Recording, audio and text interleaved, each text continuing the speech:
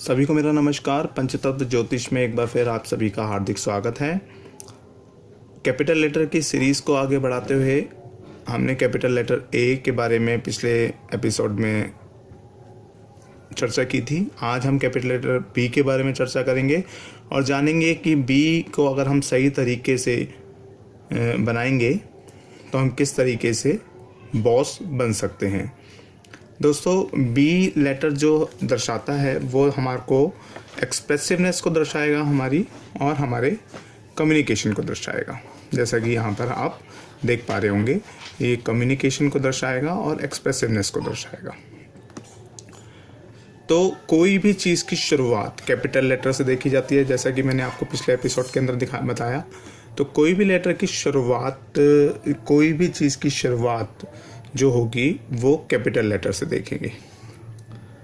तो जब भी हम कोई लेटर्स बी से स्टार्ट करते हैं तो हमारी उसमें एक्सप्रेसिवनेस कितनी है और हमारा उसमें कम्युनिकेशन कितना जुड़ा हुआ है, उस चीज़ की जानकारी हमें पता चलेगी। तो चलिए बी के बारे में थोड़ा सा हम उसके स्ट्रक्चर के बारे में एक चर्चा कर लेते हैं। बी के अंदर एक लाइन होगी और कुछ कर्व होंगे जो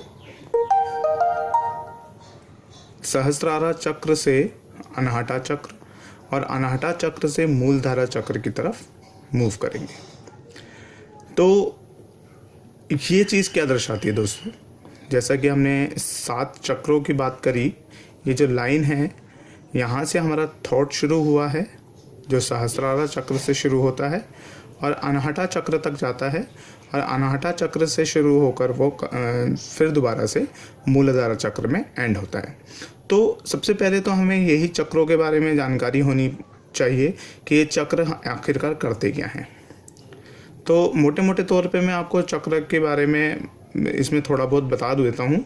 बाकी हम चक्र से रिलेटेड भी कुछ वीडियोस आपसे शेयर करेंगे ताकि आपको चक्र की नॉलेज भी अच्छी तरीके से हो जाए। तो आगे चलते हैं। सहस्त्रारा चक्र जो होता है वो हमारा क्राउन एरिया के अंदर होता है। क्राउन एरिया यानी कि जो भी हमारी थॉट हैं, थॉट प्रोसेसिंग है, वो यहीं से होती है।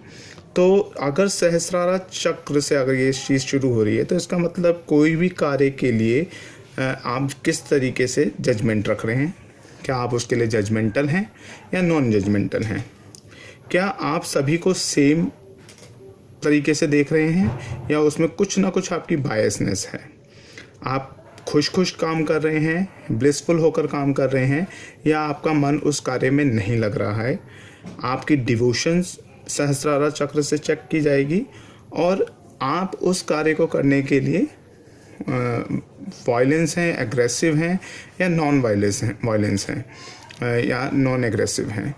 और फिर आते हैं हम अनहटा चक्र पर। अनहटा चक्र बेसिकली हार्ट चक्र भी कहलाता है। हार्ट चक्र जैसे कि आप यहाँ पर समझ ही पा रहे होंगे कि हम इमोशंस, कंपैशन की बात कर रहे हैं और किसी भी कार्य को करने के लिए हमारे पास कितने हम जुड़े हुए हैं उस कार्य के प्रति, हम कितने अफेक्शन से उस कार्य को कर पा रहे हैं, हम उस कार्य के प्रति कितने जेनरस हैं, हम कोई भी कार्य को किस तरीके से अच्छे ढंग से उसको कर रहे हैं, इमोशंस होकर कर रहे हैं, इमोशनल होकर कर रहे हैं। या अनहटा चक्र से हमारी चीज़ का पता चलेगा। आगे चलते हैं मूलधारा चक्र के अंदर।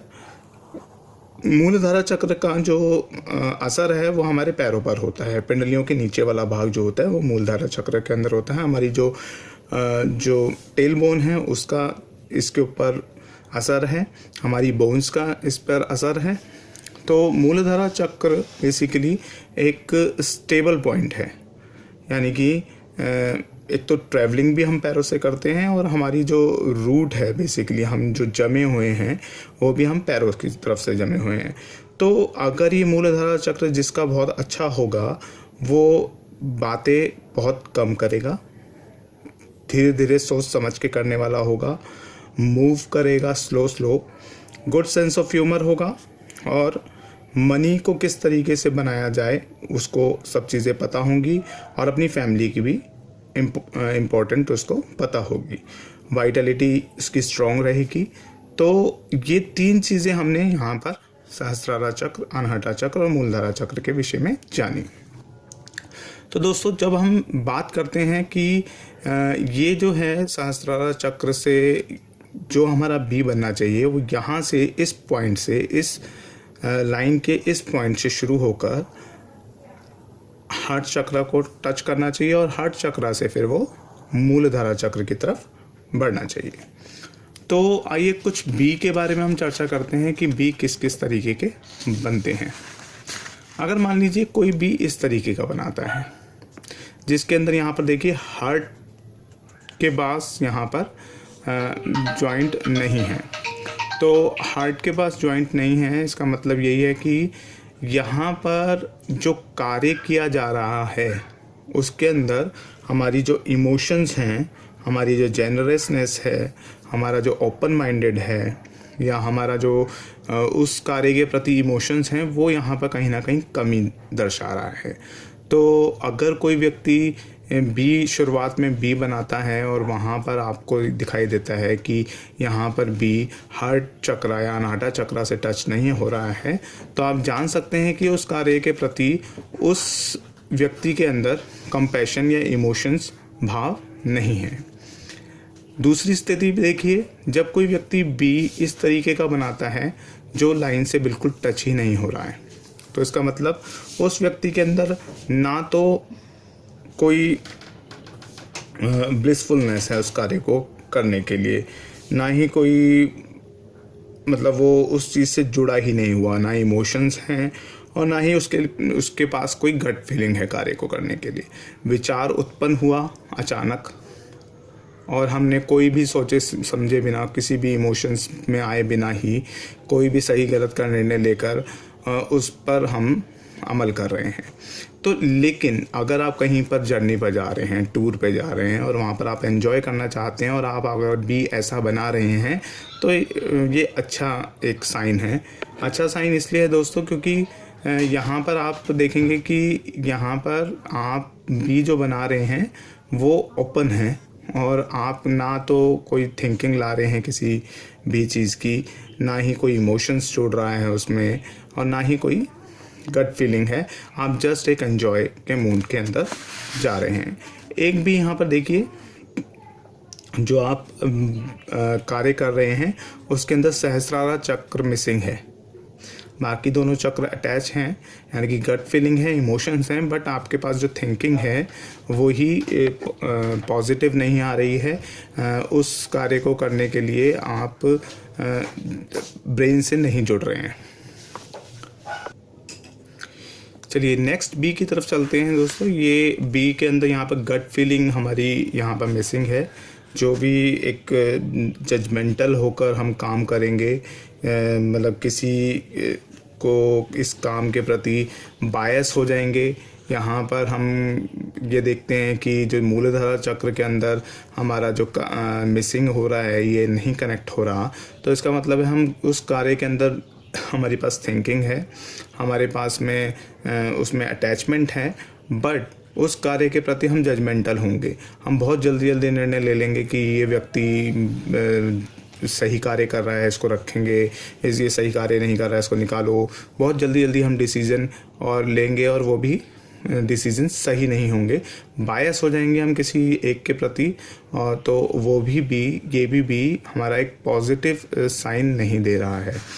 इस वाले बी की चर्चा करते हैं दोस्तों। इस वाले बी के अंदर हम देखते हैं कि अगर कोई व्यक्ति बी इस टाइप का बना रहा है जिसमें एक थिंकिंग तो है, उस कार्य को करने की थिंकिंग है, बट यहाँ पर इमोशंस मिसिंग है और हमारे यहाँ पर एक गट फीलिंग भी मिसिंग है, तो हम देखेंगे कि व्यक्ति कार्य तो ज़्यादा करेगा,